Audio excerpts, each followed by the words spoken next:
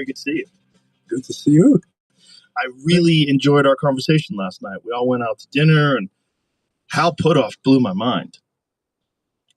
As you know, I've known him for a long time. Yeah, when did you meet him? What year? I knew him at SRI. Actually, I was at Stanford Research Institute before him in one of the very early internet research teams when there was no internet. It was called the ARPANET. It was a network of the Advanced Research Project Agency, and it was all, computer experiment and so on. It turned into, we had engine number 3 on the internet at SRI in California. So it was part of the ARPANET. By the time I joined them, there were like 30 machines already. So, and it was exciting. And then, Dr. Puthoff and Russell Tarr came in with a proposal to SRI to do parapsychology research at SRI, which had never been done. And it was funny because so I was already there, in the team. What year was this? What year? And Mr. TIO, thank you for coming in. 70. The story? 70. It was around 74. Yeah. And it was funny because I was SRI, came in, closed the door, and said, Jacques, you've published some things controversial under your name on UFOs. And the invitation, which is why you're here working for us, said SRI, on the ARPANET. But, there's a proposal from Dr. Puthoff and Dr. Tark to do parapsychology research here. And we've never done that. And I said, well, it's a very valid, I think it's a very valid area of research. We should, we're the kind of institution that should do that. He said, well, let me draw something on your whiteboard. And he drew a scale, a horizontal scale. And on one side, there was a little square. He said, this is the most we can expect in terms of funding for research in parapsychology. It's maybe at most $1 million a year. Okay. And here is what I manage, in this division. They drew a huge cube, it said $150 million. Should we jeopardize the research we do for Xerox and IBM and AT&T and Bank of America and so on, just to do some research on, psychic things?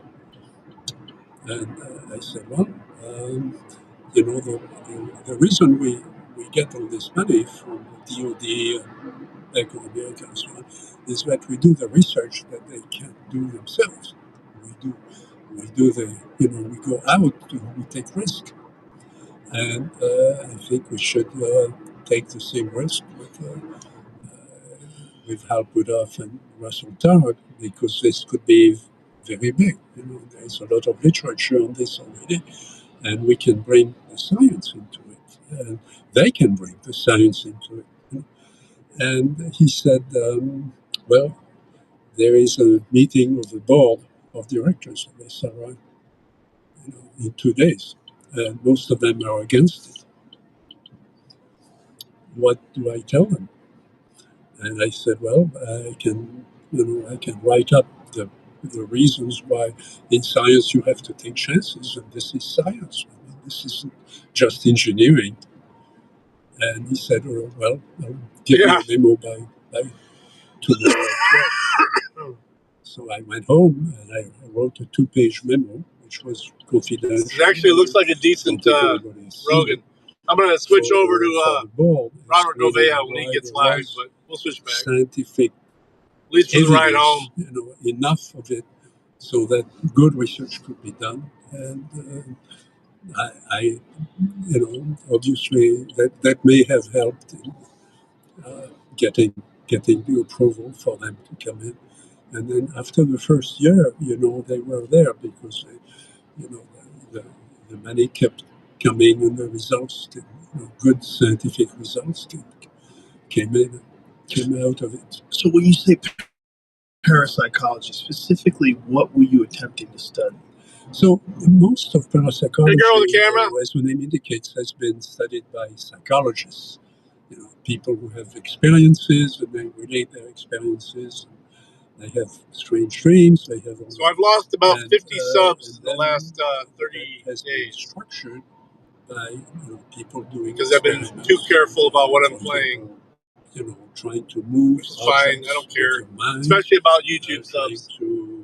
Of course. But if you want to, please go over to my Rumble channel. I'm actually going to put that banner up. Or guessing what's written in a closed envelope, that kind of thing. And but again, those were done by good experimentalists. But it was where is the physics of that? I mean, because in physics, those things are not supposed to happen without an understanding of a sense that perhaps we're not quite aware of. That's right, and that our physics has been dealing with objects and with atoms and all that, but it's clear in modern physics that there are other things, and that the theories we have about the different fields in the universe are in conflict with each other. Relativity and quantum mechanics are in conflict. I was reading something that was, I glanced at it quickly and I was running out the door, but I was going to ask Jamie to pull it up. There's new research that shows that human beings have the ability to detect the magnetic field the same way that birds do when they fly south and other animals they believe do when they navigate terrain. They think that human beings have this ability, but perhaps it's something that we have ignored so long it's atrophied, or it's not something that we use. Yeah, I'm simulcasting on Rumble. That's where I'm going over to exclusively pretty soon. It may not be in the brain itself. It may be diffused in the organism. So I'm not really qualified. Well, I was going to ask Jamie to pull up the article, but the point being that there perhaps are senses that we're either not aware of. I think I pissed somebody off, but I don't care. It's never been about making money or anything. Okay. This is not the same article, but it's probably a rehash. It's been about hanging out with people. Mm-hmm. Like-minded people, anyway. That's what I saw. This episode is brought to you by Intuit Turbo. Even if they aren't like-minded, at least a good debate about what their thoughts are and things. Training, learning something new, or just trying to be a better human. You put in work, physically matched up with a TurboTax unique tax situation. All of the islands in the Pacific, it was something else, and on every ship they had one man who was gifted in guiding with respect, of course, with respect to what the ocean looked like and to the moon and so on. But also, that's never really been explained. They had an uncanny ability Jody, to the right remote, balance XZ, on the way. Love you guys. Their destination and to guide those ships. Otherwise, they would have been. They didn't have compasses. Right. And there are books now coming out. Certainly, I found some of those books in Tahiti about the history of that. The research that's been done into those people. But they were special people. They were gifted. That's not poker, man. You know what? I could use a good game of poker. Heard or listened to it's not happening tonight, though. The telepathy tapes. Are you aware of this? Vaguely. It's a podcast that's about nonverbal autistic kids that demonstrate psychic ability. Provable. They've got dozens of these cases on video where people in other rooms are looking at objects. The child completely locked off, can't see them at all, will say and write down what those objects are, colors, numbers in sequence, and very accurately. Well, And so they believe that it's something that, well, many of these parents have talked about. I medicate with it. I mean, I don't smoke to get high. Felt like it was something that they would be The high is so they didn't want to talk about it openly. It helps with my MS. Gathering up information, they got more people to open up about this, and they start documenting. Yeah, soon coming up with ways to make sure that there's any possible something changes, communicating with each other. And, it's just utterly fascinating because they're showing that there is something going on. There's some way of transferring information back and forth, including some of these teachers have figured out a way to not just receive but also transmit the same way these children have. So people that aren't nonverbal, they aren't autistic, these people are able to do it as well. They've been able to create a bond with these children and communicate with them. And there are companies in the Silicon Valley that are, heavily involved in advanced processing, programming, specifically recruiting young men and women with that kind of talent. I have 3 grandsons that I love, and one of them is. It's not clear, whether he's actually autistic in the current definition, but he certainly has some of that, some of those indications. Some sort of gift. Yeah, of thinking and getting information in ways that are very different from that. Now, it may be that. And memories. The Well, I'm going to be probably hitting something on one of these stops. I'm a little bit hungry, so can do it, and we cannot. Figure something out we've as we developed go. other ways of getting information that are more We're reliable. about an hour and a half from Cleveland, so we're probably going to hit a stop. It may be just Robert Gouveia is kicking off that most of us don't in about 8 minutes. So. We're not encouraged to grow it in school because it's disturbing for the rest of the class and so on. And perhaps it's something that people had before language. And language, and then written language, and then, of course, media sort of eroded those abilities. Yes. And you find that also in South America and in Australia. New Zealand. The indigenous people. Yes. Yeah. Natives, but up to the current population. Right. So perhaps it's something that we all have, and we've lost it. Now, when you were initially studying parapsychology, what were the protocols that you were using? Like, how were you trying to determine whether or not people were capable? So, again, in my own, I've studied parapsychology more as a personal interest, but Dr. Putoff and Dr. Targ were doing it as with scientific controls. I mean, that was the point. That to look at it from a physics point of view, not just from a parapsychology or psychology point of view. So they were designing tests that were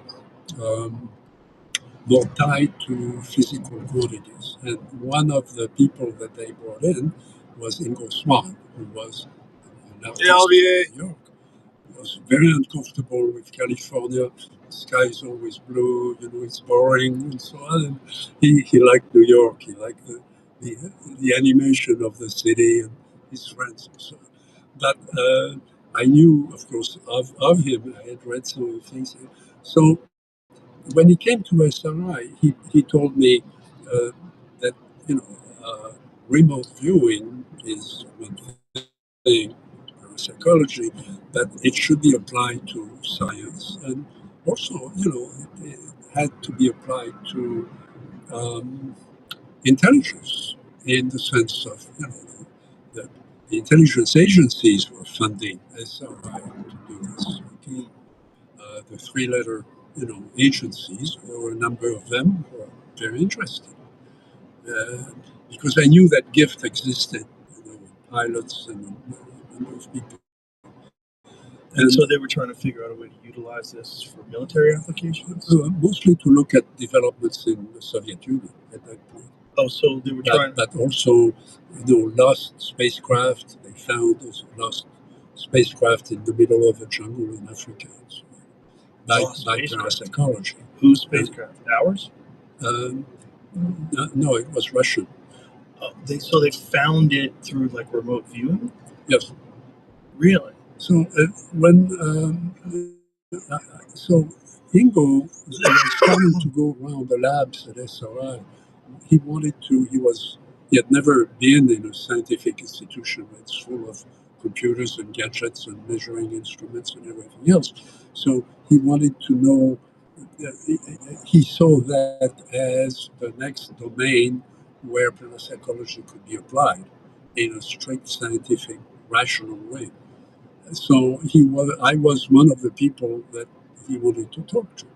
And I told him, do you know how a computer finds data?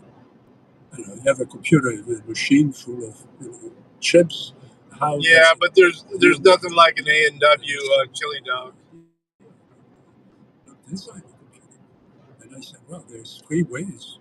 As a programmer, I can declare. Actually, I have a Hardee's in here, so I'm probably going to pull in here. I can say X is always going got a to ways be to go. 3.14. Okay, time. But in many cases, I can give you the address. Looks like it's not too busy here, too. But it's going to be different. The address is going to be the same, but the data is going to change every time.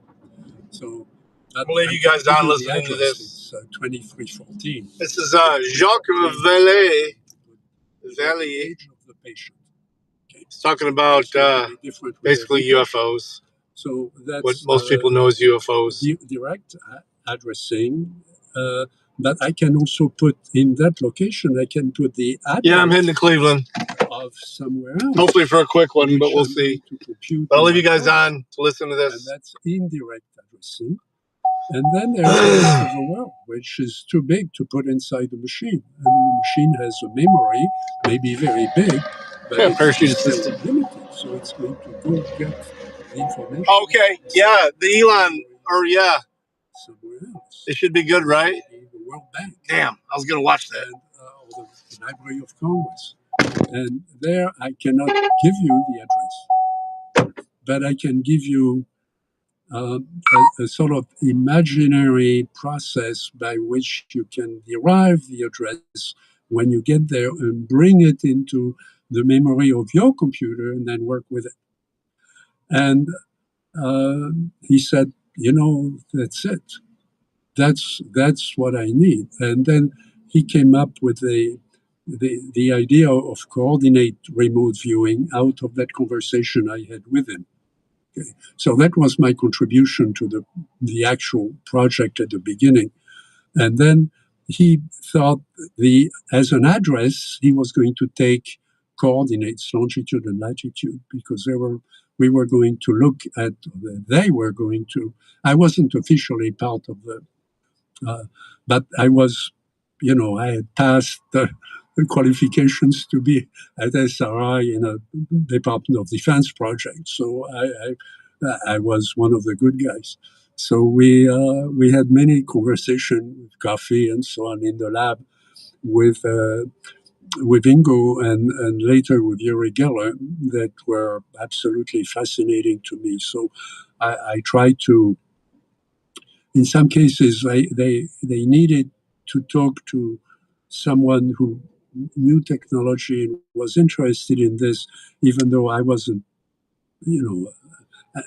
on the project itself, but somebody who was inside, so that the information didn't get out into the real world until they were ready to actually publish it, because everybody wanted to kill their project. I mean, there were so many skeptics saying, this can't work. They are making it up. They are fooled by a prestidigitator. Uri Geller is a magician and all those things. Right. Well, he is a magician, but he's also, an extraordinary psychic. So could you explain So they're looking for this Russian spacecraft. So what's the environment in which they remote view? How do they set this up? So Ingo, after the project was pretty much over, there was some continuous studies, and Ingo brought me back to work with him because he wanted to write a book that would be a synthesis of his methodology, to answer your question of how do you do this.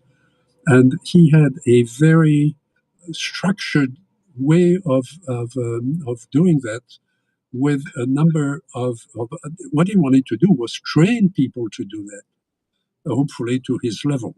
Okay.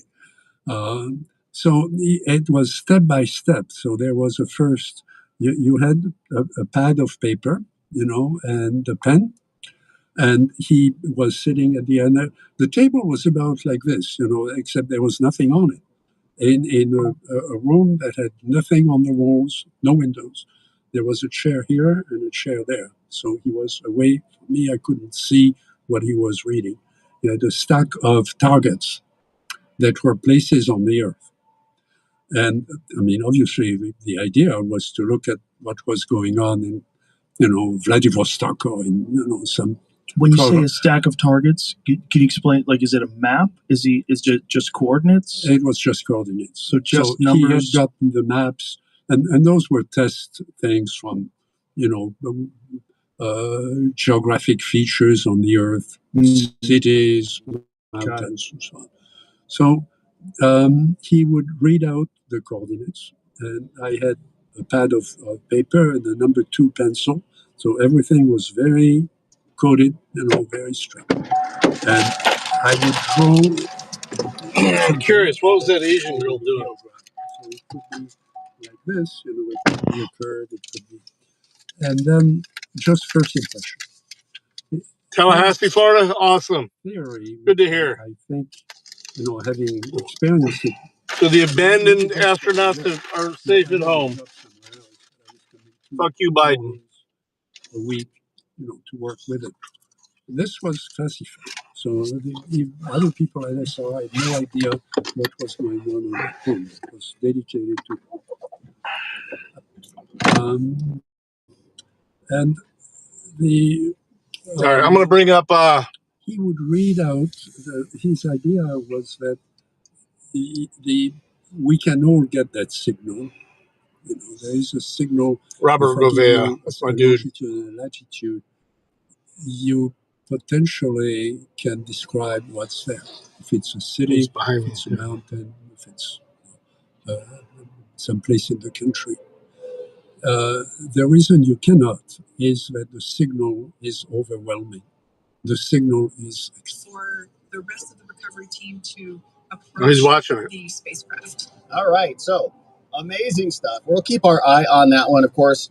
We've got a bunch of business to attend to, and when they emerge, we will come back on it and celebrate and welcome them back officially, but that will be about 20, 30 minutes from now. So amazing, glad they're back on the planet. They were up there for quite some time. So good stuff there. Now, we've got a bunch of other business to attend to today. So I want to give you a quick preview, and then we'll zoom in for further detail.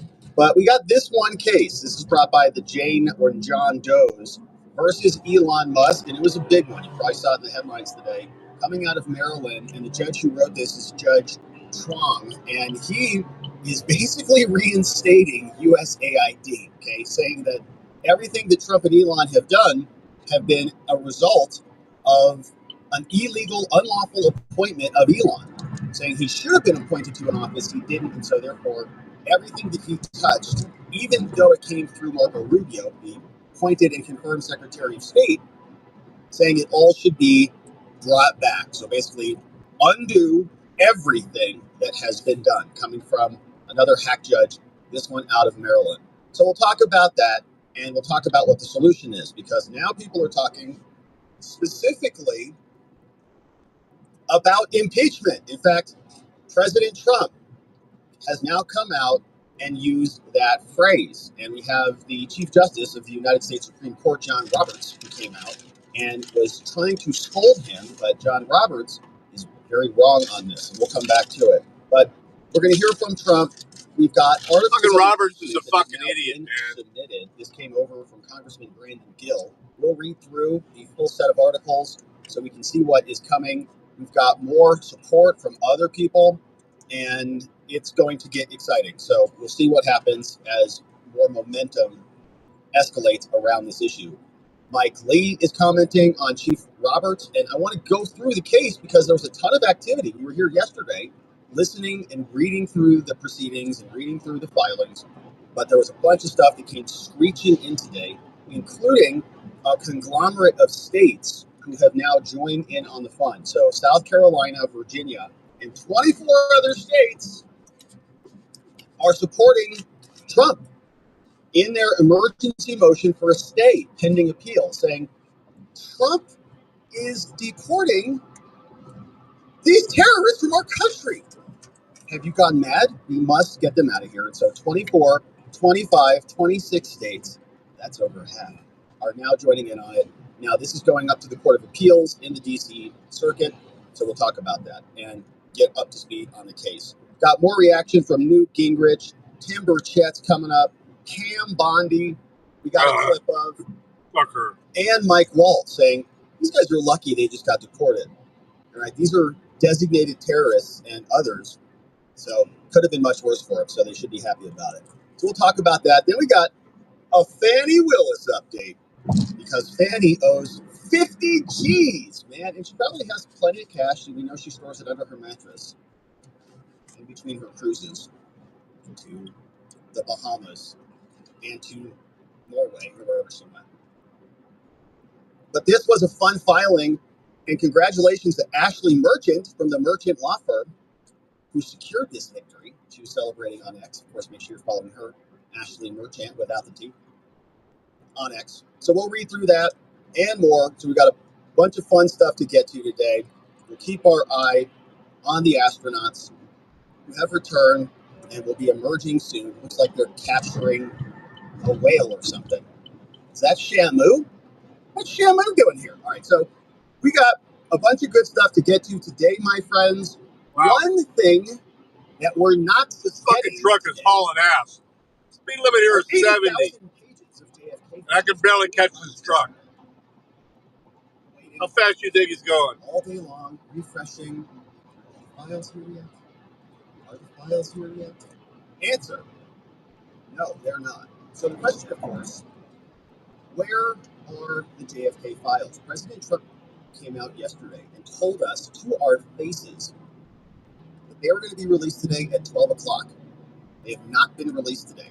He had Caroline Why Leavitt the fuck are you slowing down in this standing in the wings saying, oh yeah, they're going to get dropped tomorrow. Any redactions? No redactions we would see at all. Well,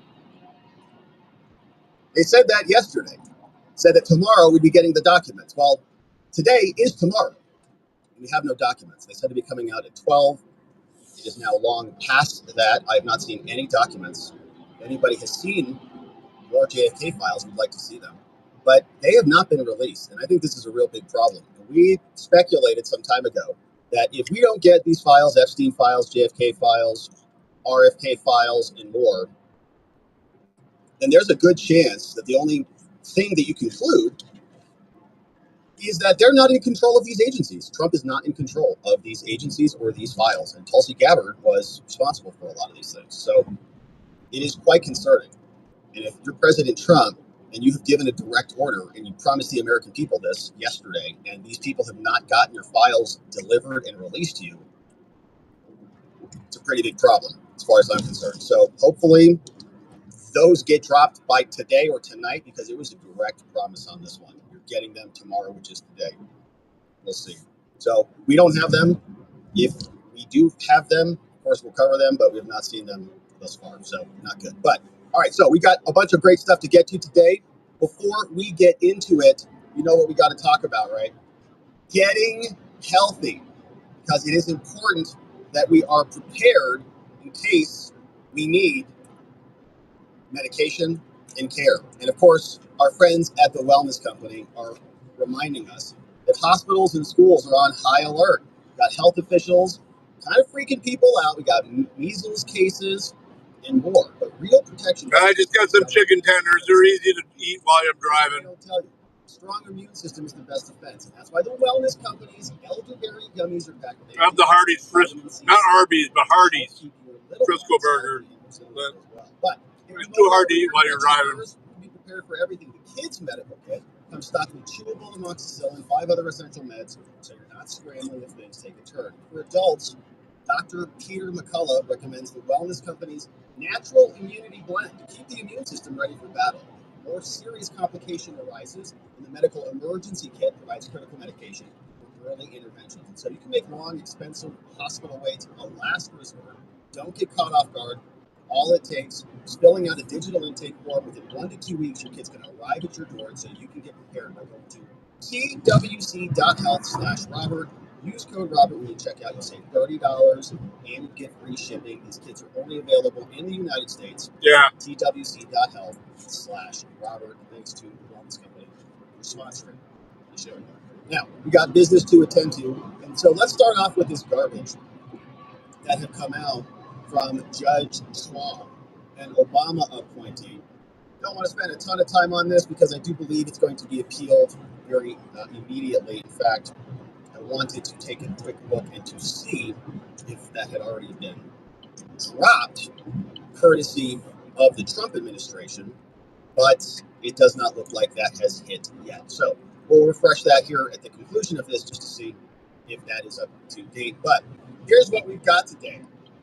A federal judge bringing back USAID. Judge Trump, he is writing out of the District of Maryland in the lawsuit brought by the J. Does against Elon and Doge and Trump, saying that everything that Elon and Doge has done is invalid, must be reversed. This is from one judge who is saying that he is now in charge of the executive branch, essentially, and he gives us an explanation as to why. Now, we'll add him to the list of impeachment judges who are clearly overstepping their prerogative to try to issue an injunction against the executive branch to stop the executive branch from doing the will of the American people.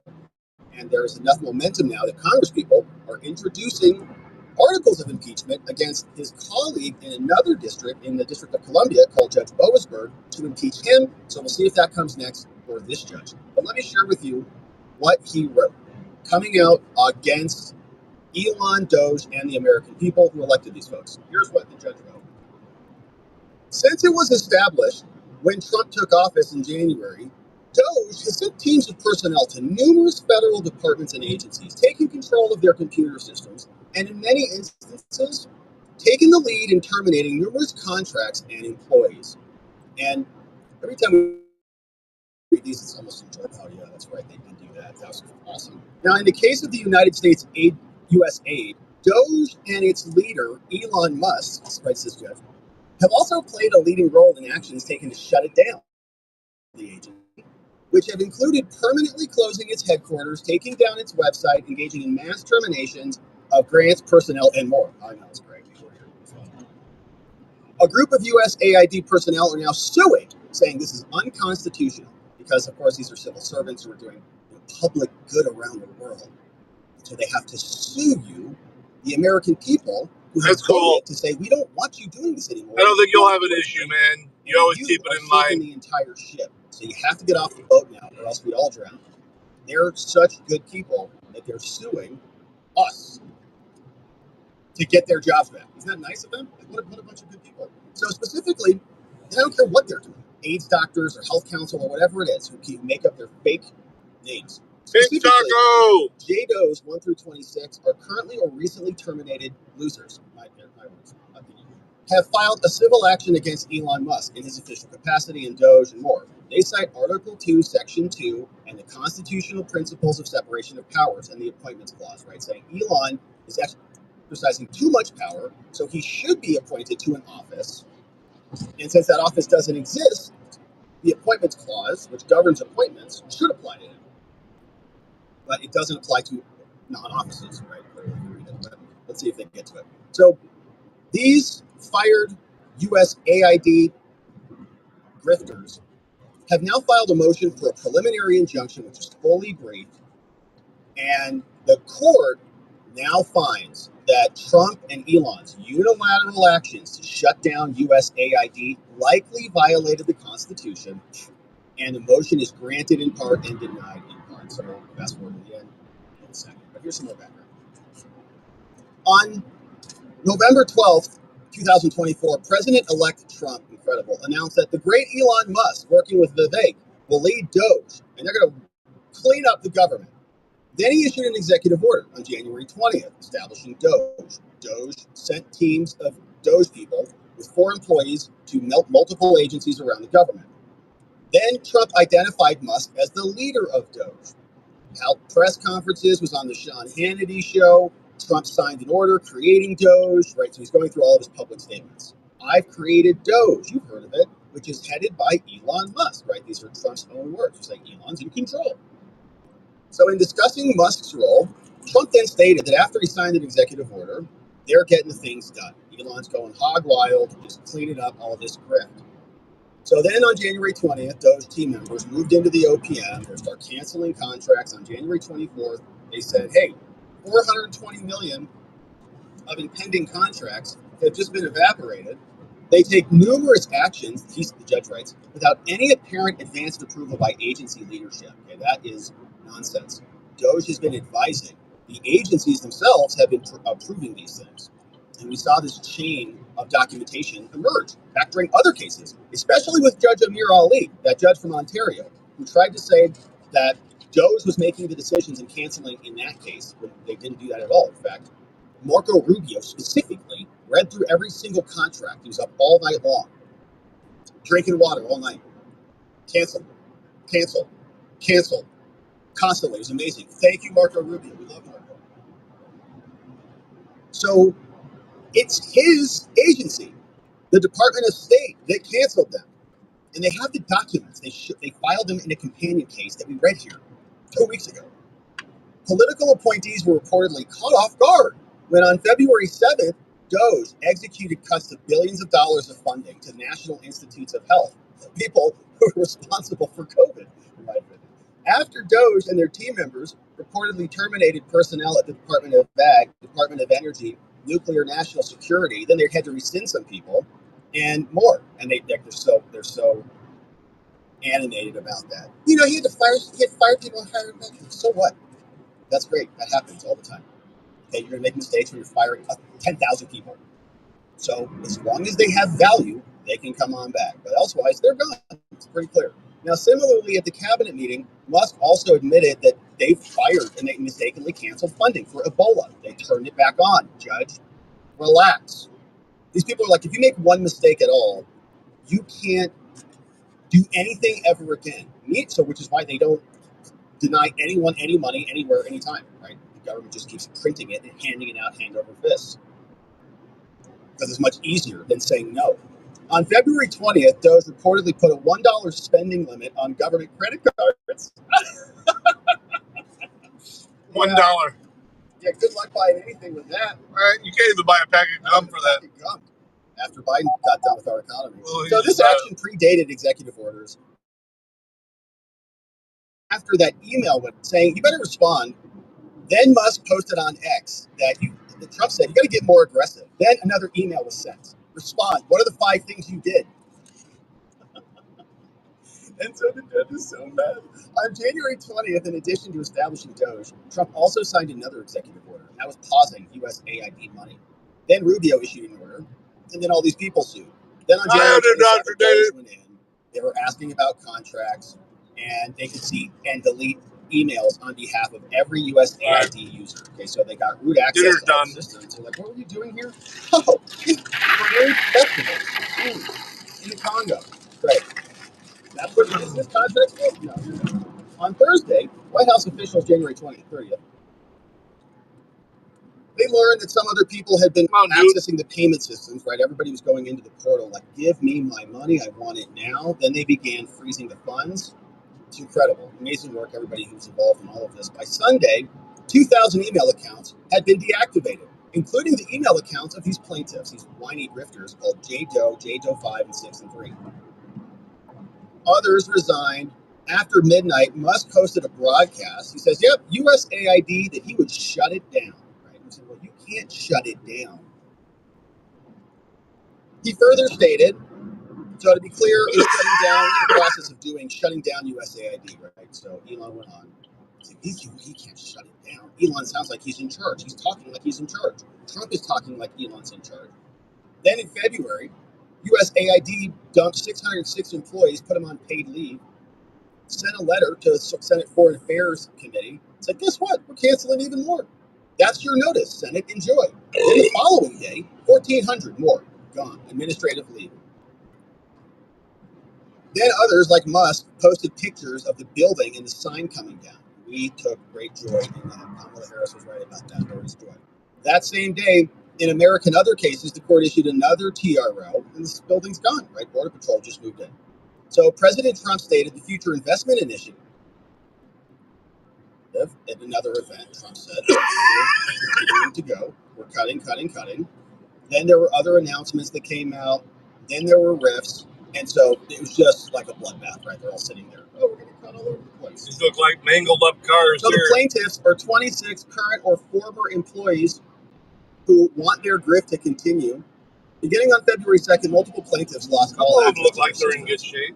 Other plaintiffs who posted about it freaked out. They said, we're losing everything. We got no way to pay bills. Our internet's going to get shut down. Our cell phones.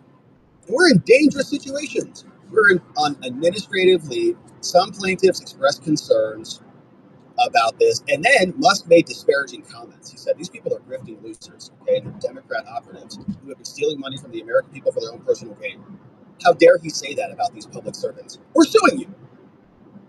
In the motion, they sought a narrow emergency relief. The judge is going to go through. He's going to say they've got standing, right? We've talked about this before. Why are they even suing? Why can this lawsuit even survive? The contracts were canceled. They want the contracts to be back on. Their relationship with the federal government is terminated. If they have a contract problem, they should file it in the Court of Federal Claims. They've been terminated.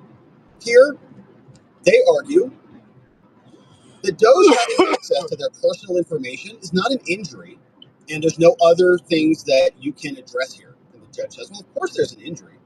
They were terminated. Others were stationed in high-risk areas. And these are injuries. And so they satisfied that. And you guys did it, right? We can trace it back to Trump and the federal government. Doge did it. They went in. They demanded access to classified systems. Doge had complete control over all of it. And since you did it, the record supports that the USAID officials were not actually independent actors. Whatever Elon wanted them to do, right? So Trump installed his people, and Trump is acknowledging that Elon is doing these things. And so it's traceable to Trump. So I can redress this so they have standing. Here, the relief includes stopping Trump from canceling these folks. And so they satisfy that. Now, then we get to the appointments clause. They say, oh, damn, unindoctrinated. Defendants have not disputed that Musk has been duly appointed as superior officer. They say that Musk is the de facto U.S. administrator, according to these fired people. Gotcha. But Musk was not appointed or went through Senate confirmation. And they say he should have been because he's acting as an officer. Musk is exercising significant authority, saying that they exercise significant authority. And of course, we know, right? It's advising to Rubio. Rubio is exercising the authority. They're upset that Elon is providing Rubio with the data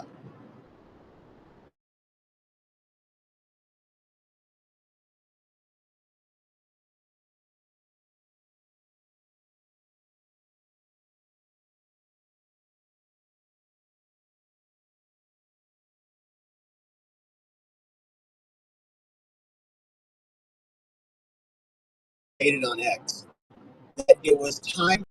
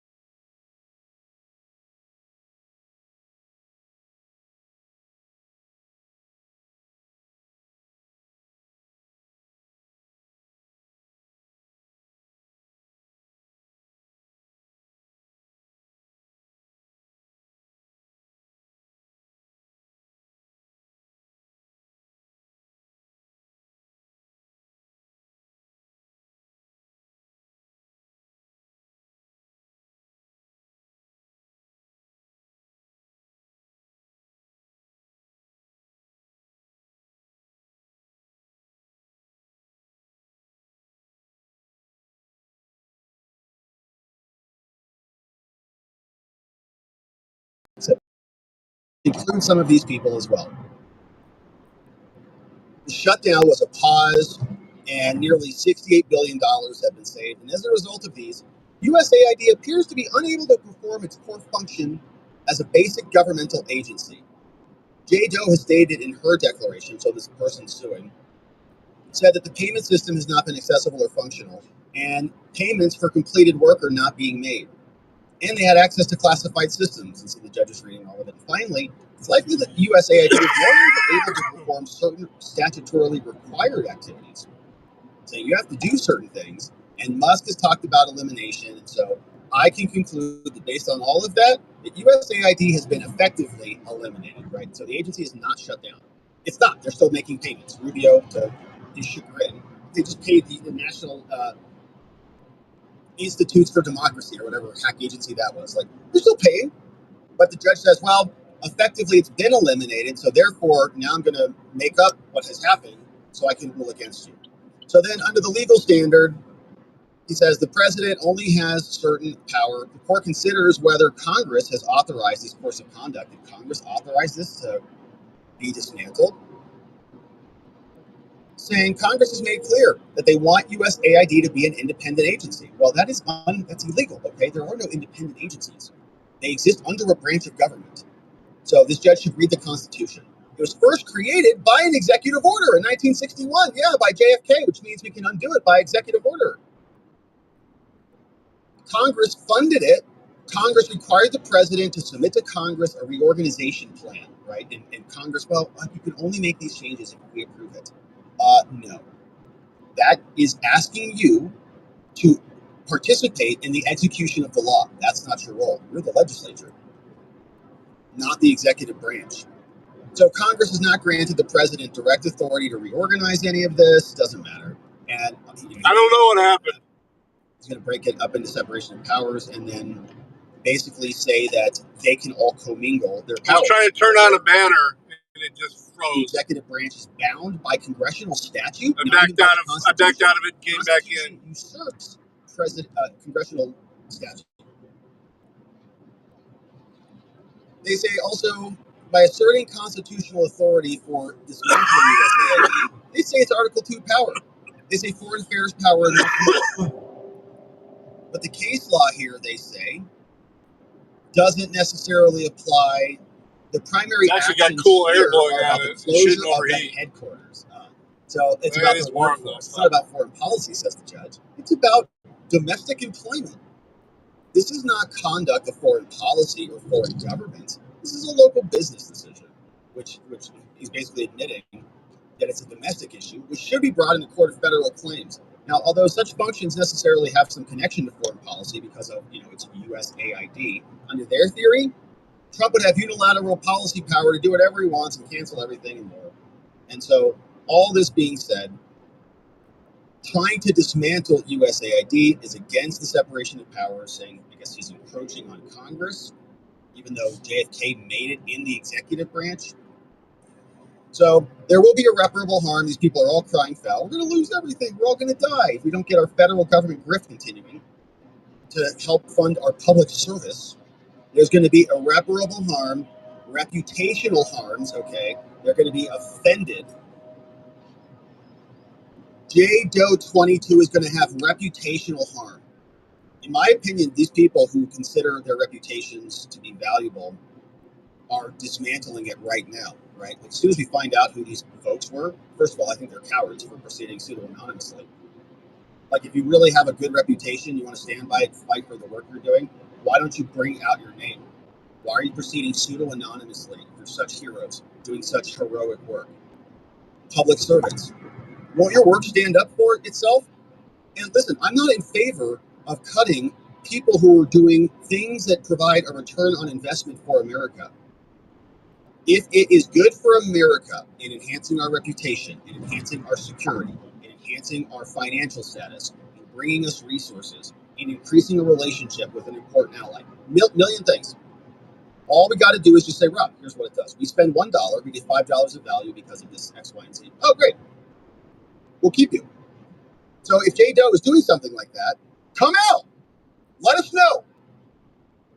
But it seems like you're not. and you're hiding like cowards. And your reputation, you're hiding in the shadows because you know it's pathetic. So that's all obviously fake. Your reputation, in my opinion, is probably trash. So we'll see. We don't even know who it is. But disparaging public statements about USAID. And if USAID was doing any good at all, I really am caring less and less by the day, because all of these other people are such whiny, pathetic babies who are suing to go against the will of the American people, who said, we cannot support you anymore. You are factoring on this boat. You have to step off. You're going to kill us all. They say, I'm not moving anywhere. I'm on this boat. There's a port right here. Get off. No, I'm not going. We're all going to die. They don't care. And they're suing now because they care about America. So generally, a claim that an employee's reputation would be damaged is not enough. But in other cases, the Supreme Court recognized where there could be a stigma about those living with HIV. We had the AIDS doctors who, of course, were in here. Yeah. So it could be that this is offensive to them because Musk called them evil. Hope you feel better, XZ. I don't know. People who have good reputations, who are fighting for causes they believe in, I think would proceed under their own name if they were honorable people of integrity. Evil hides in the darkness and in the shadows and sues the people who have been funding their crap for years. The next day, Musk also publicly stated in a lengthy discussion that the USAID was an apple with a worm in it. But it was even worse. No, it's not an apple with a worm in it, okay? It's just a ball of worms. It's hopeless. It's beyond repair. You've got to get rid of the whole thing.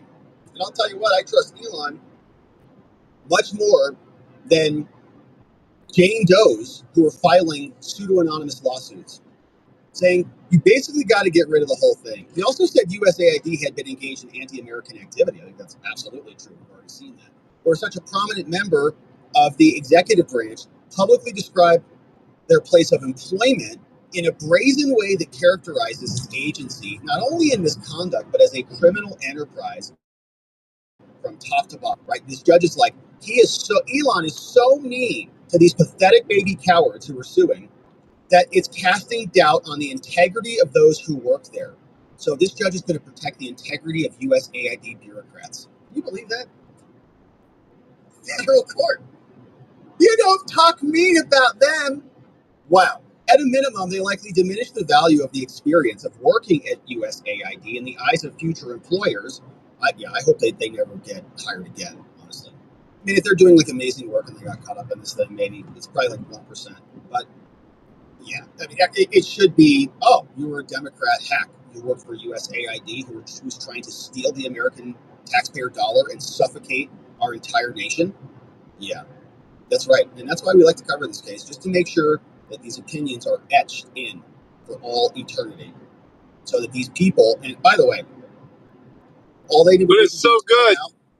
And stand up for something that is valuable for the world and for the country. And we would say Schwager's so good. But they don't do that. Why haven't they done that? With lasting impact, because of such personnel necessarily rely on their experience. Any final termination. My wife feels the same way, though. This reputational injury does not appear to be merely speculative. Just think about this in your position, okay? Where's a federal judge going to come out and fight for you if you get fired from your job and your reputation? It's ridiculous. They're such coddled, pathetic babies that they have to sue and demand employment and can't even stand behind their own names after however many decades they've been here. Finally, they've argued that the disclosure of sensitive information will cause irreparable harm. Here, they're concerned about public disclosure of their names, and they're worried about their security. Yeah, I know. They're always worried about their security. Oh, and Elon's not. Them fucking lighting fucking everything Tesla on fire. We want to know what they've done. So here they say Doge members have had a lack of respect for security clearance requirements and more. And so in balancing the equities, we have to grant this. So they write, as to the injunction, we've got a couple orders and rulings. Let's see what the judge wrote. In conclusion, the court finds that Trump's actions to shut down USAID on an accelerated basis, including its apparent decision to permanently close the headquarters, without the approval of a duly appointed USAID officer, seems like a technical thing, likely violated the Constitution in multiple ways, and that these actions harm not only plaintiffs, but also the public interest, and deprive the public's elected representatives of Congress from advising on when and how to close this. And so a separate order will issue, but the preliminary injunction will be granted in part and denied in part, signed by hack Democrat Judge Theodore D. Schwang. And he, of course, was appointed by Obama. So let's see what the order says. He wrote the opinion. Here's the order. And we have not seen an official appeal come out. It says the motion is granted and issued. Okay, so very short order. But he gave us, let's see what the injunction says. All right, so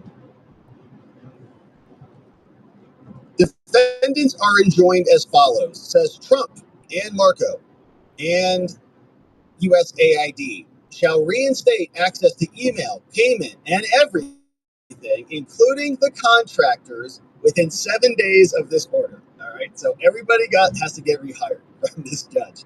Sick.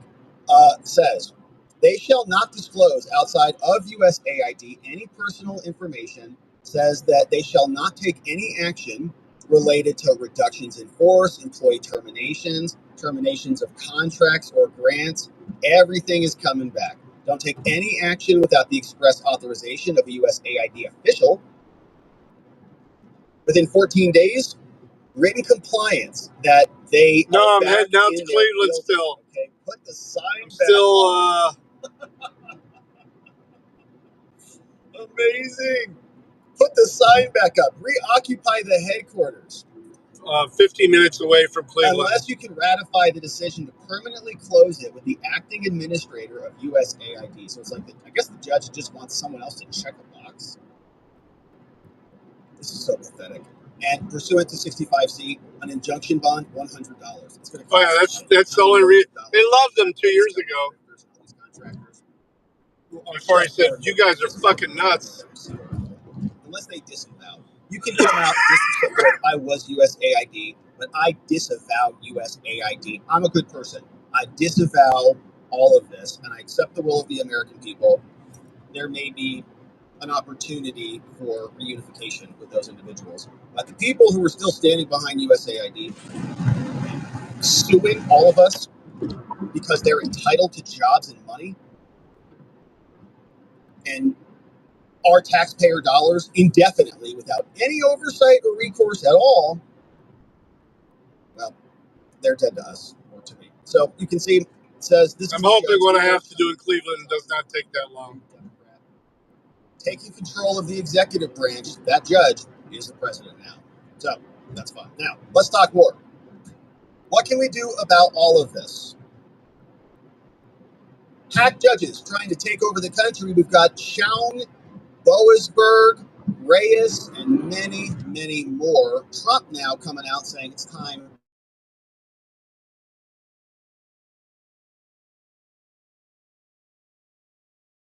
Hello. How are we doing? Nothing. What are you doing? Driving to Cleveland? Why? What's up?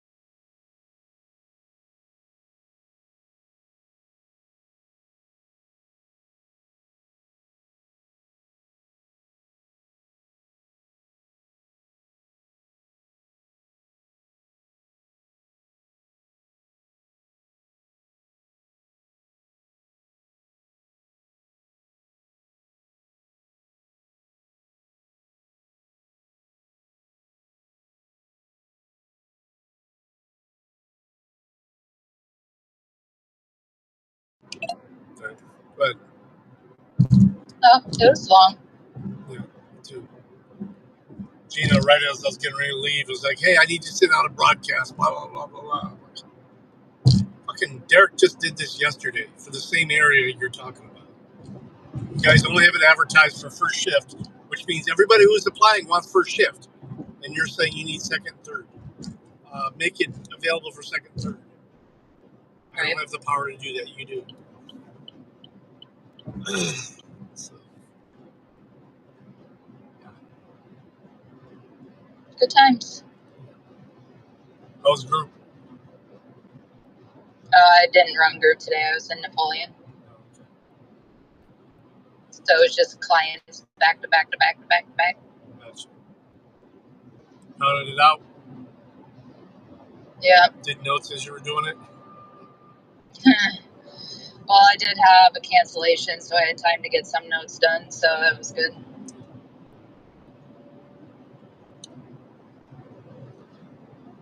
All right. Well, I'll let you know my ETA when I head home.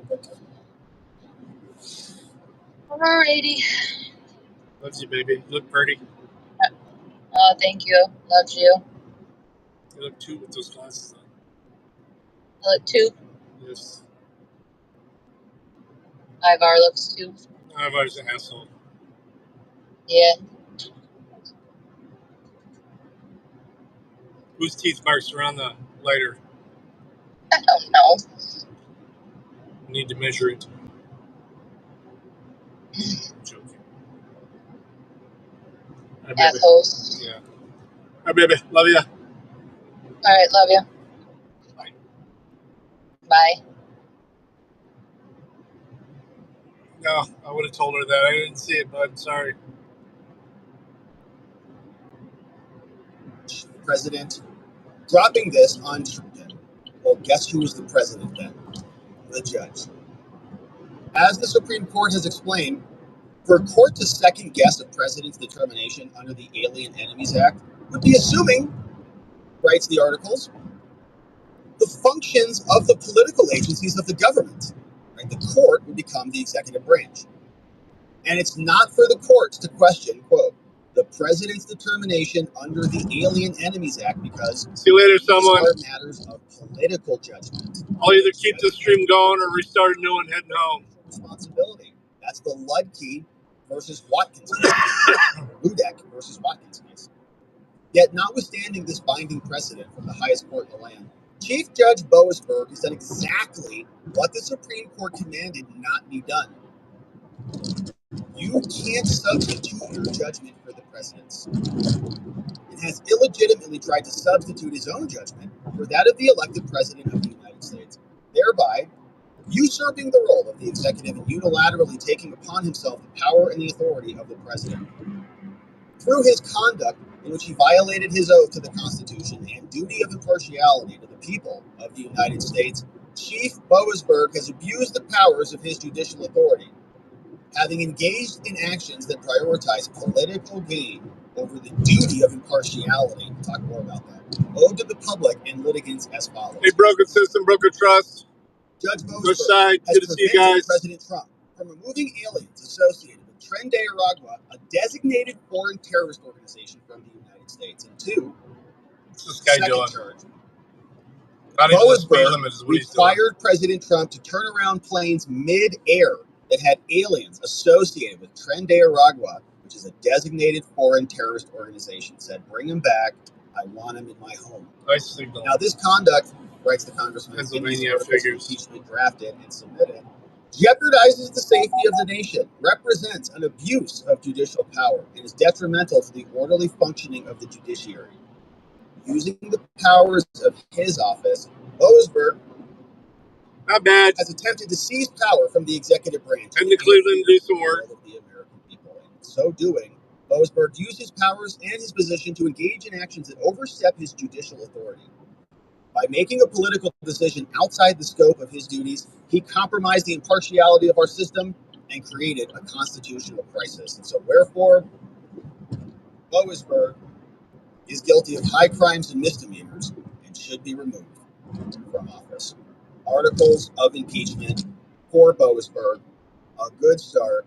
And I saw a great post yesterday, courtesy of our friend on Locals G-Man, who was referencing Andrew Branco, saying, there's another idea here, this thesis, that you don't actually have to go to the impeachment level to meet that high standard where you might need 2/3 of the House and the Senate, where you can just remove them for bad behavior and just do it by simple majority of Congress. We'll see if that idea catches on, but wanted to shout that one out to Andrew Branco because the Constitution does say that. So that is underway. We've also got more questions about this judge because the judge, of course, has conflicts of interest.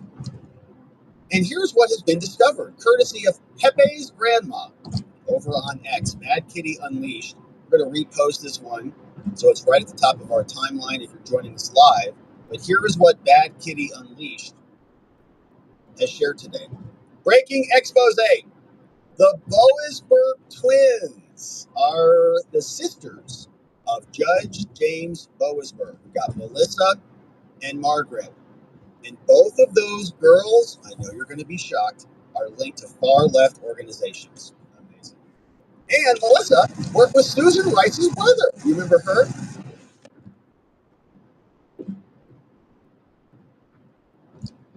She was from Obama. But first, here's the story. Arabella Advisors was sold in 2020, and the Concentric Equity Partners is now the majority owner. And Concentric is also a partner where Melissa Boasberg works. So they're all in it together. Now, I've been watching her. Twins, between the two of them, they've worked with Bain, Arabella, Atlantic Council, Booz Allen, Pritzker's, Reid Hoffman,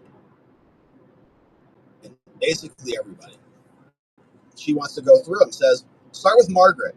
I want you to notice the Bain and the Atlantic Philanthropies are the Atlantic Council. They're connected to both. Margaret is a partner at the Bridgespan Group for Philanthropy. It also runs the Bridgespan Social Impact website. Margaret also worked at Bain.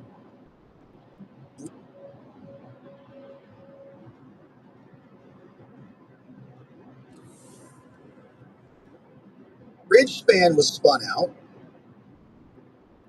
They had experience in pro bono services. Her husband currently works there. Also works with Greylock, Reid Hoffman. I'll probably be up there for Ann Arbor for Hash Bash Broken if you want to meet up. I haven't talked to MCC, but we did it together last year. He's probably down for it again this year. It's the first weekend in April. Public health, worked extensively with mental health, leading nonprofits, right, and philanthropies in this field with nonprofits and more. Currently leads our public health area of expertise. Isn't that nice? What an amazing person partner over there. So brother of the judge, waging war against Trump is in service of their cabal, right, of their clan. They're all Democrats, right? The reason the judges get these judicial positions appointed by Obama, appointed by Biden, is because they're good soldiers. Says Arabella went first, right? So I would encourage you to go check this out from Bad Kitty Unleashed. James's nickname is Jeb. Probably sisters, might not be, but certainly goes all the way back. Partners at Bain. And you think about USAID money, right? And the Trump hatchet that is going to these Democrat institutions, you start to see where these conflicts of interest emerge. So great thread from Bad Kitty Unleashed. Read the rest of it. I just reposted it over on X. Be sure to follow her and support her work and her great reporting. But of course, we're talking about impeachment now with all of that happening. Rep. Barry Moore is also joining in with Brandon Gill, saying it's time to remove activist judges who look to advance their own agendas instead of adhering to the law. And Mike Lee is responding to this post from the judge, Chief John Roberts. After Trump posted that this judge and others should be impeached, John Roberts of the Supreme Court came out and said this. For more than 2 centuries, it has been established that impeachment is not an appropriate response to disagreement concerning a judicial decision. The normal appellate review process exists for that purpose. Oh gosh, John Roberts, are you serious? For more than 2 centuries, that has been the process. You know what also has not been the norm for those 2 centuries is a district level judge cutting off every single action of the executive branch, issuing nationwide injunctions. The judge is saying the normal appellate review process, that normal appellate review process is not normal right now. It's being gamed. Judges are issuing orders, eliminating executive orders nationwide beyond their jurisdiction, covering all the other states. Someone sues in New York, they do it for New York. If you want to make the geographic argument, say, well, just limit it to New York, limit it to this area, right? Then you can sue in those areas, and the circuits can set the law for different areas. And the Supreme Court can come in and decide for the entire country. But the Supreme Court is not doing any of that. So what is happening is we have Democrat judges with daughters who are in on the grift, in my opinion, who are mucking up the entire system. And for John Roberts to come out and blame Trump for these judges is undermining his own credibility.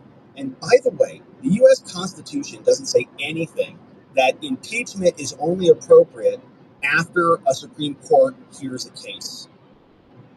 If judges are acting illegally and aiding and abetting criminals because they've got conflicts of interest or because of other improprieties, you don't need to wait until the Supreme Court says it's okay to file impeachment. If this judge is committing high crimes and misdemeanors that satisfy the political standards in Congress, that's good enough. The Constitution doesn't mandate we go through John Roberts in order to get that done. Every time he posts something like this, he is undermining the court's credibility. And the court has only their credibility and their legitimacy. It's all they have. They don't have the power of the purse.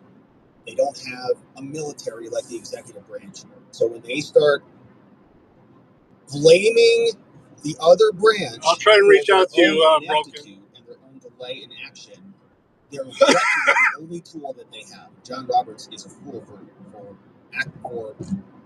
not acting to save the credibility of the judiciary by rectifying this very big problem that's underway right now. So this case is up on appeal. President Trump, of course, has submitted this to the Court of Appeals in the District of Columbia. They said, hey, dear court clerk, the government was ordered today to provide additional information after the hearing. So we had the hearing at 5 p.m. yesterday. Now, at the hearing, this judge asked several questions that could have required the disclosure of sensitive operational details. And this raises serious national security concerns. And so following the hearing, the judge ordered the government to address a series of issues, including by declaration to provide answers like this. Whether and in what form, I want questions about the flights answered.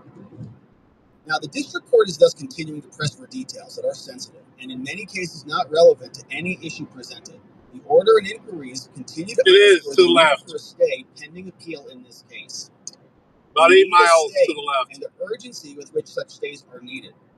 Notwithstanding the district court's blithe suggestion that the government can easily provide details, even classified details, about our operations with foreign terrorist organizations, we have to guard against national security. So, Court of Appeals, this court should have a chance to rule on the government's request for a stay. Don't make us answer these questions about these plane trips. And don't make us disclose national security information to this hack judge. Respectfully submitted, Drew Ensign from Trump's DOJ into the Court of Appeals in Washington, D.C. Now, they're not alone. We've also got 26 states now joining President Trump to fight against the judge who is ordering Trump to provide answers on the deportation of Tren de Aragua terrorists who were sent back down to El Salvador. Trump and the states saying this is necessary, a stay is necessary, so that we can further develop the case and protect national security. Here's what's been submitted in the Court of Appeals for the District of Columbia. 24 states, starting with South Carolina and Virginia, now asking for a stay on appeal. And here's what they are writing. All right, these amicus states are the following. A bunch of red states: South Carolina, Virginia, Alabama, Alaska. You see the list. Arizona's not on there. All right, each state is directly impacted by criminal activity perpetrated by violent gangs. And each state has an interest in protecting its citizens from these criminals. So that's why the states support robust actions against gangs like the notorious Venezuelan gang Tren de Aragua, who are wreaking havoc within our borders. Writing to the Court of Appeals, the state said, Trump's recent executive order uses constitutional and statutory authority to deport Venezuelan citizens who are members of Tren and are not American citizens or lawful permanent residents. The same day a complaint was filed challenging this action, and without any briefing from the federal government at all, a lone district judge certified a class of non-citizens in custody affected by the order and then issued a nationwide TRO, barring the administration from removing foreign terrorists regardless of any threat that they present. So the states obviously say this is ridiculous. This should be stayed for two reasons. First, the TRO undermines the security of the states. Tren de Aragua has ravaged innocent citizens across the country, and states finally have a welcome partner in the presidency, finally, willing to fight for the safety and the security of the American people. But when Trump endeavored to remove violent gangbangers from the United States, a single district court judge who was working with gangbang lovers, the gangbanger ACLU lawyers, sued, and then they stopped Trump from carrying out the mission anywhere all across the country because the gangbangers got certified as a class. Allowing Trump to continue its operations and criminal activities in the amici states. And it looks like the astronauts are back. Hey! So there they are. Back. Butch Williams and Suni Williams splashed down in the Gulf of America about an hour ago after 9 long months in space. All right, so they're back. I think they missed the emergence. Live from an exciting day. All right, so they're back. All right, anyway, so they made it, so they're good to go. All right, so that's good. Now, Trump's the states say they made it. Shout out to our astronauts and Elon. That's cool. All right, so we're back. Now, the public interest weighs in favor of the safety and the security of the American citizens. Okay, we should deport them. It's better for the country than keeping them here. Second, the TRO fails to properly evaluate the sources of the president's authority for his recent actions. Trump acts according to both constitutional and statutory authority. And at this confluence of two significant fronts of authority, the judiciary should have been reticent to issue a nationwide injunction. And they at least should have heard from the government. So, and that error alone calls for a stay of the TRO, saying this judge, Judge Boasberg, undermines the security of the states.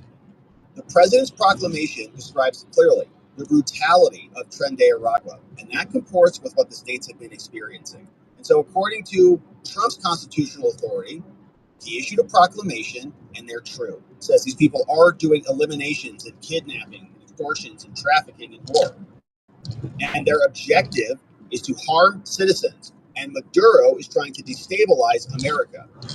Now, the states and our experiences bolster and support Trump's findings on this point. The states and our citizens have been subject to escalating acts of violence committed by these people. In the past year alone, TDA members have murdered American citizens, seized property, and violently attacked police officers. In particular, the horrific murder of Lake and Riley necessitated the passage of the Lake and Riley Act. And they reportedly terrorized an entire apartment complex. They used it as a hub of illegal activities, including for abuse of minors. And they've notably... Ooh, he's got a party plate. ...attack law enforcement officers. All of this is being reported.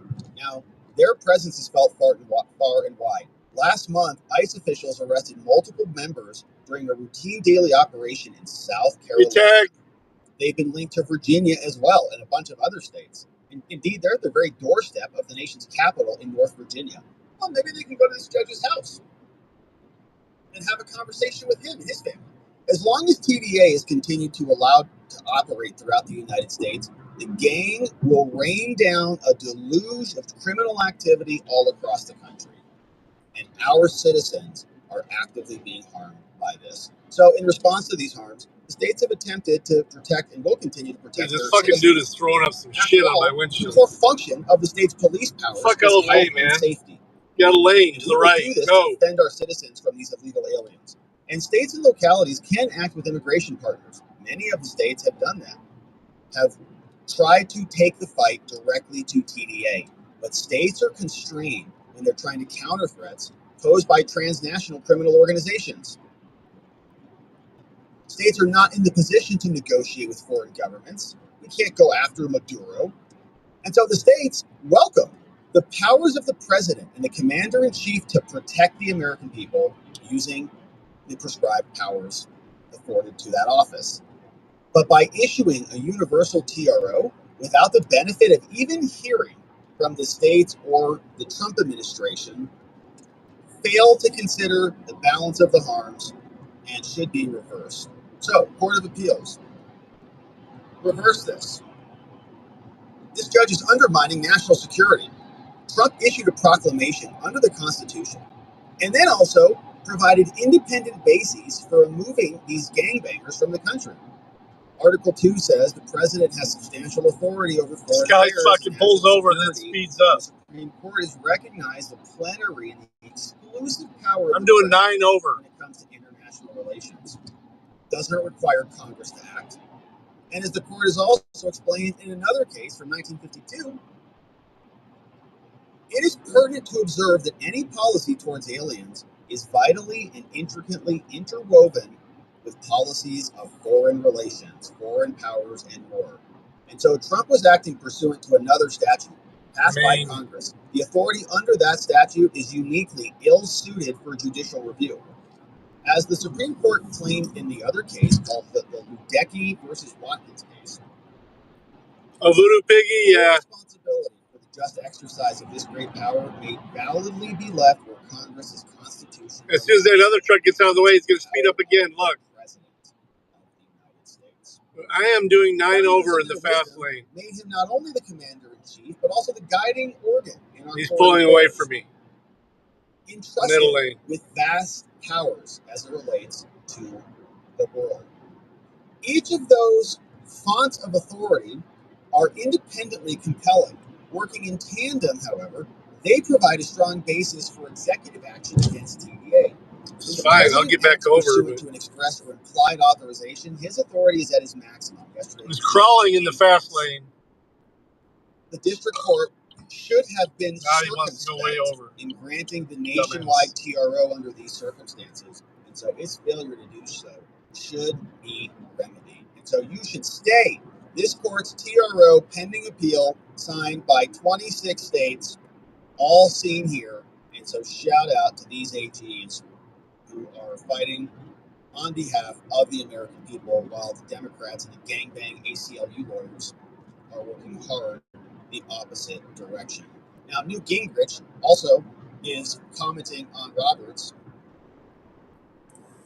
It says, if Chief Justice Roberts wants to minimize the attacks on out-of-control appointed left-wing district court judges using their role and claiming to be able to overrule the elected president of the United States on management details that are clearly within his role as defined by the Constitution and the Federalist Papers, then he should intervene and overrule these absurd power grabs.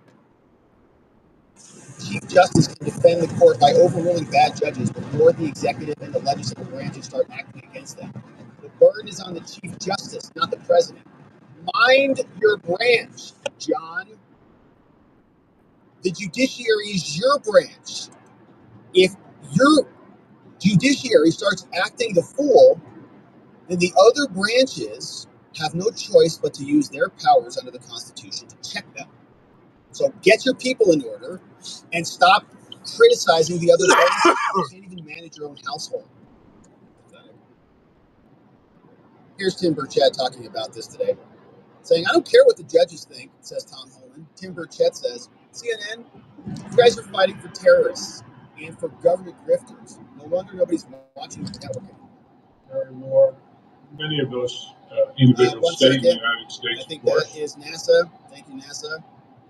And let's see what else. Hey, that was Lectern guy. We saw him on X. Who the heck were we with? This fellow. It is Timberchat. And why is this audio not playing here? Okay, let's try a different video to see if this plays. They have a command. All right, so it might just be that video. Hey, Timberchat had a lot of awesome things to say, but now we've got Pam Bondi. Here's what she says about the Alien Enemies Act. Well, Janine, the Alien Enemies Act applies to a situation just like this. And it's interesting, people argue that it's such an old law. I think an old law is a virtue, not a vice. Think about that. Our founding fathers knew exactly what they were doing, and it applies to a situation just like this. Trans de Agua, they are a foreign arm of the Venezuelan government. They are organized, they have a command structure, and they have invaded our country. They are raping, they are murdering U.S. citizens, and they are coming here in mass numbers. And Donald Trump invoked the Alien Enemies Act just like he should, and he has gotten rid of them a lot. There are a lot more to go. And there are 261 reasons why Americans are safer tonight, because 261 of those monsters have been taken out of our country. They're one of the most violent organizations in the world, and they had invaded America, Janine. All right, so Pam Bondi now out explaining that there will be more coming. The president is at the apex. Oh no, but I left him behind. His power, and that is good news for keeping our eye on what's coming next from Pam and the rest of the team. All right. Now, the reason I'm pausing for a moment, because apparently the JFK records have just been dropped. All right, let's talk about it. JFK files just got dropped. Here's what we've got so far on the JFK files. So these puppies just dropped. Let's see what's inside, shall we? Here we are, fresh out of the oven. The JFK files released. These were what Trump promised us, and they are fresh out of the oven. Dropped March 18, 2025 release. Some of us were getting a little bit nervous because the clock was ticking on the day Trump said they would be dropped, and of course, here they are. We're glad they are delivered. But here's what we've got.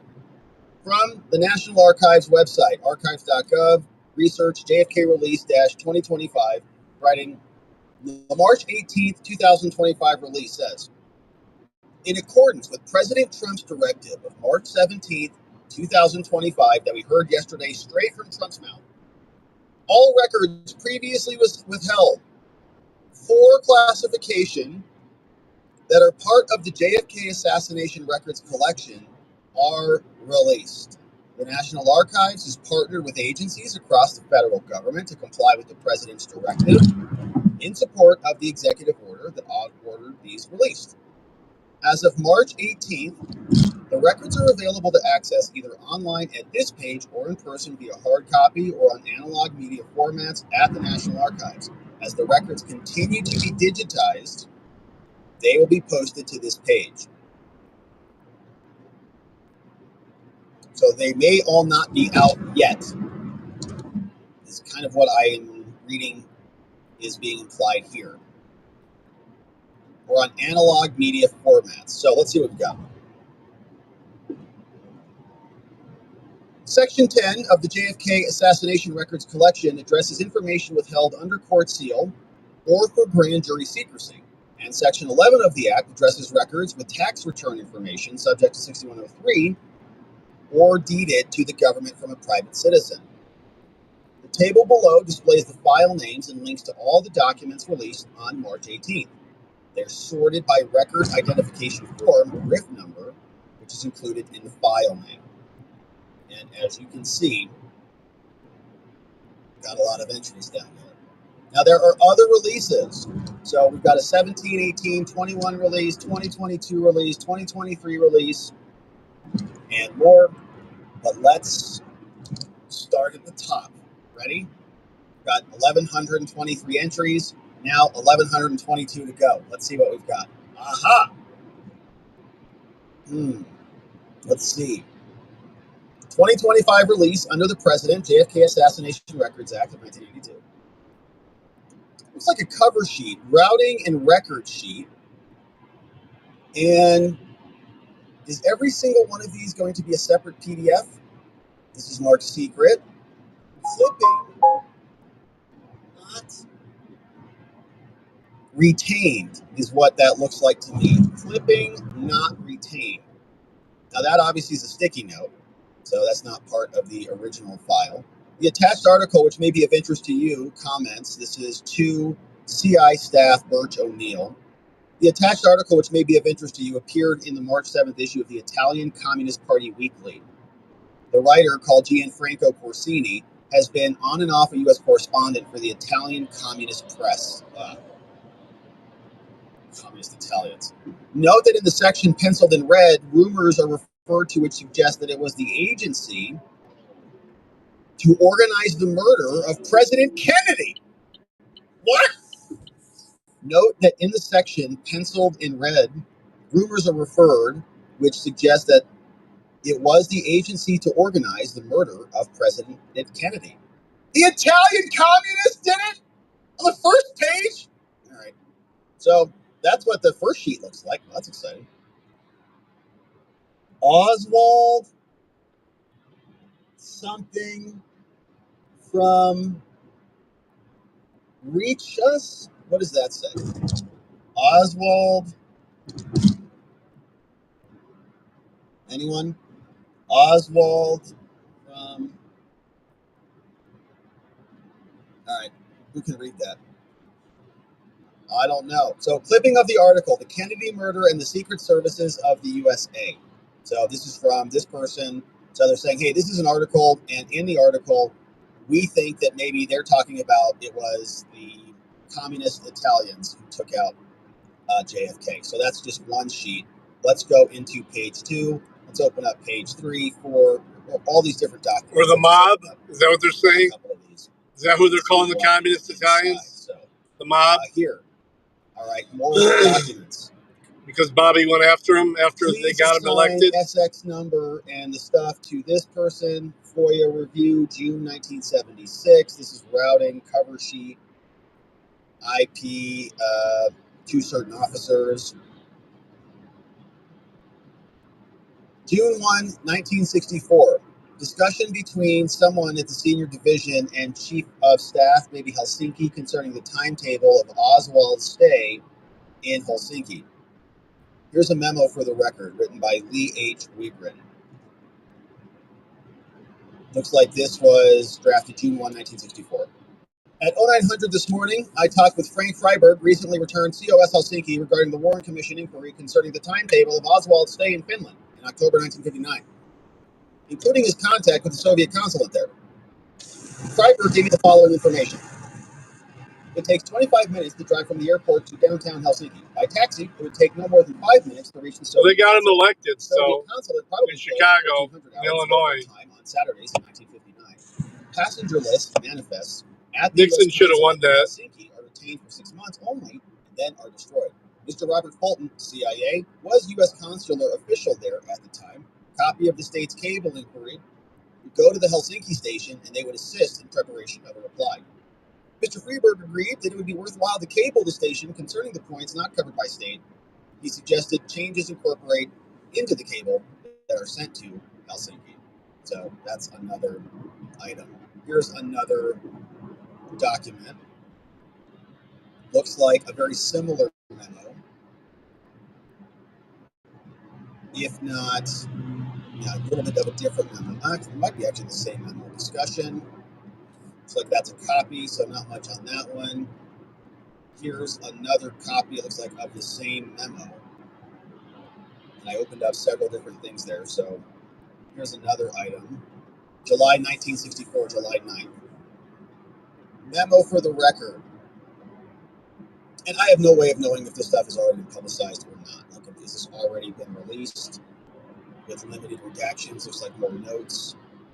It'd be very interesting to plug all this into an AI. We were talking about that this morning on the stream. Yeah, they were pissed. All these documents into AI and say, who killed him? You promised to leave him alone, and then Bobby went right after him as soon as he got in office. Here's one. American clergyman, American tourist, Iranian returnee, Swedish students. Looks like a log. Foreigner left with Soviet people, so tracking some individuals, tracking some movements, maybe Soviet spouses. In 3 cases, there was a lapse of several months between the Soviet exit visa. In another case, the Western husband was reluctant to leave the USSR without his Soviet wife. He did some 6 months after the wedding only because the Soviet authorities told him that her exit application could not be processed.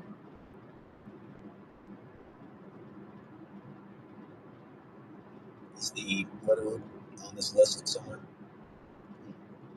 So, paragraph 6 of our memo, saying at the time that Lee Harvey Oswald and M. Oswald left Russia for the United States, was it legal and normal under Soviet law and practice for a Russian national married to an American to be able to accompany him back to his homeland?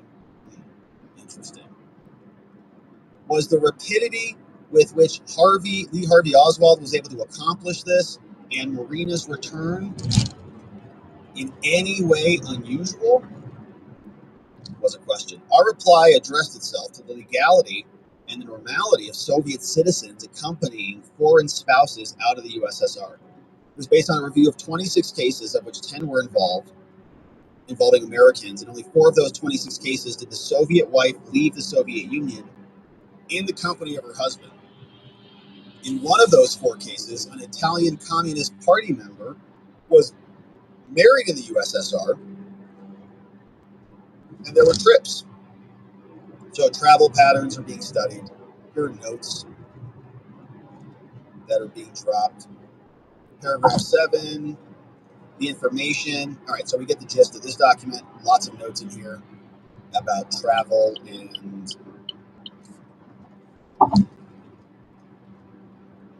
a lot more. Folders not checked. The Italians. Did the Italians do it? This thing traces this person, Joachim Joester, to Cologne. Her entire adult career and author 30 books, numerous articles, post-World War II works, anti-Kubar.